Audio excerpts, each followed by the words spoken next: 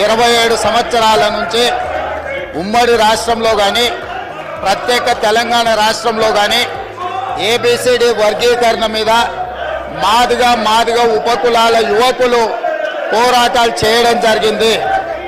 వారి పోరాటాల ఫలితం ఒకనాడు ఇదే శాసనసభలో మాదిగ ఉపకులాల వర్గీకరణ కోసం వాయిదా తీర్మానం ఇస్తే నాతో పాటు ఆనాటి శాసనసభ్యుడు సంపత్ కుమార్ను కూడా ఈ సభ నుంచి బహిష్కరించడం జరిగింది. గత ప్రభుత్వం ఏబిసిడి వర్గీకరణ మీద కేంద్రానికి ప్రధానమంత్రికి విజ్ఞప్తి చేయడానికి అఖిల పక్షాన్ని తీసుకెళ్తామని చెప్పి తీసుకుపోకుండా మాదిగ సోదరులను మోసం చేయడం జరిగింది.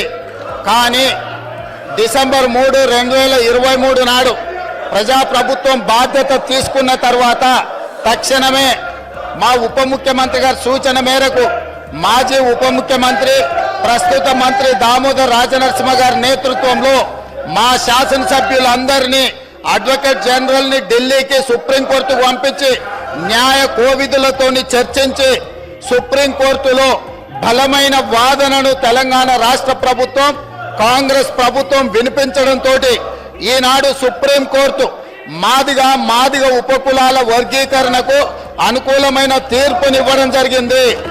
నేను మనస్ఫూర్తిగా సుప్రీంకోర్టు కాన్స్టిట్యూషనల్ బెంచ్కు రాజ్యాంగ ధర్మాసనానికి మనస్ఫూర్తిగా కృతజ్ఞతలు తెలియజేస్తున్నా.